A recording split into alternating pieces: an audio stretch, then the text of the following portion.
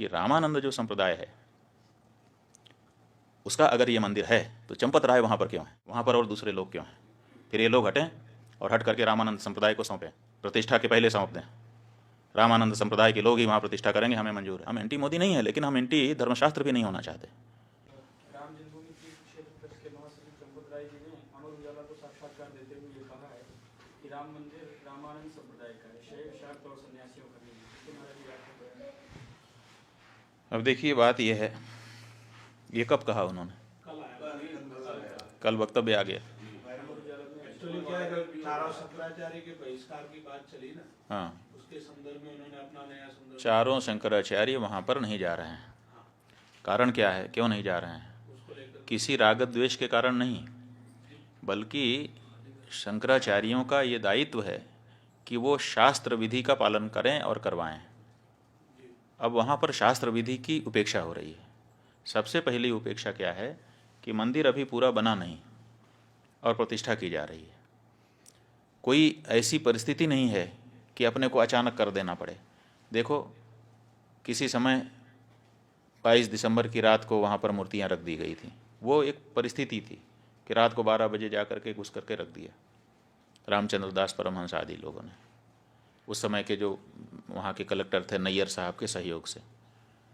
और उसके बाद 1992 में ढांचा ढाया गया। उस समय कोई मुहूर्त थोड़े देखा जा रहा था।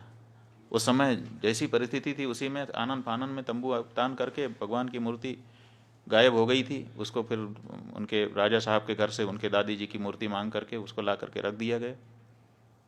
उसकी पूजा होती रही। किसी ने प्रश्न उठाया? किसी शंकराचार्य ने नहीं प्रश्न उठाया कि भाई ये क्यों किया जा रहा है, मुहूर्त नहीं है, क्योंकि उस समय परिस्थिति थी।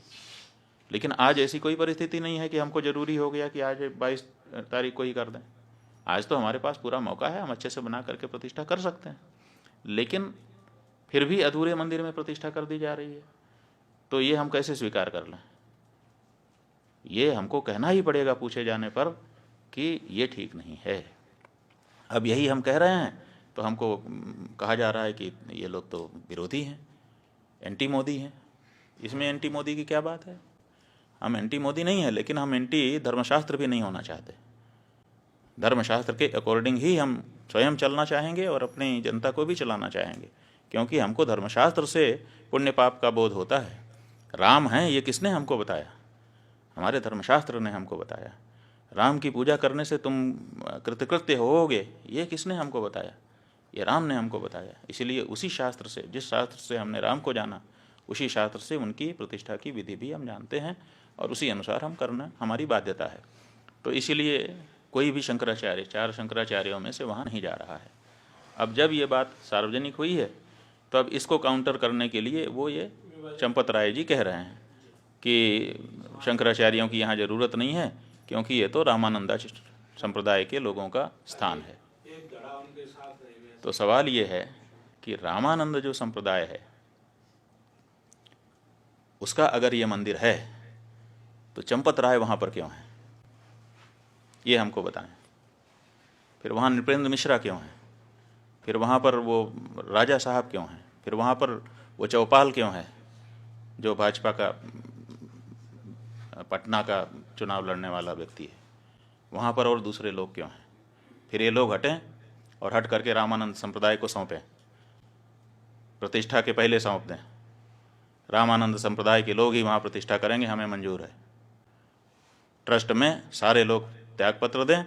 रामानंद संप्रदाय के जो साधु महात्मा हैं, रामानंद संप्रदाय के जो आचार्य हैं, उनको ट्रस्ट को जिम्मेदारी सौंपी जाए और वो लोग प्रतिष्ठा करें।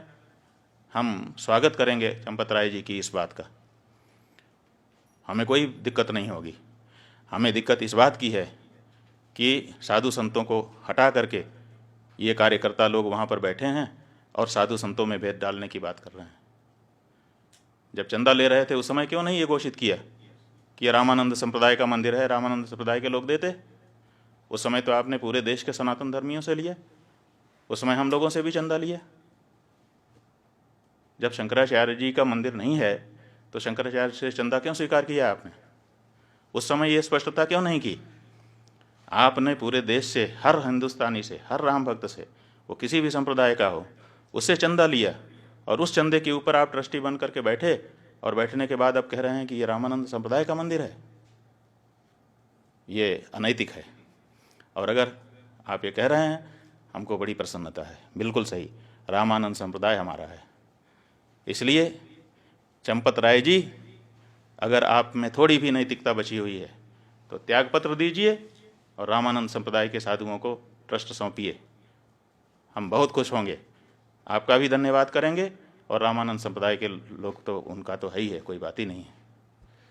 ये जो मंदिर है, एक तरफ आप कहते हो कि राष्ट्र मंदिर बन रहा है, आप ही के शब्द हैं, वक्तव्य वीडियो कहीं चैनल पर खोजना पड़ेगा कि ये राष्ट्र का मंदिर बन रहा है, और एक तरफ आप कहते हो कि केवल रामानंद संप्रदाय का मंदिर है।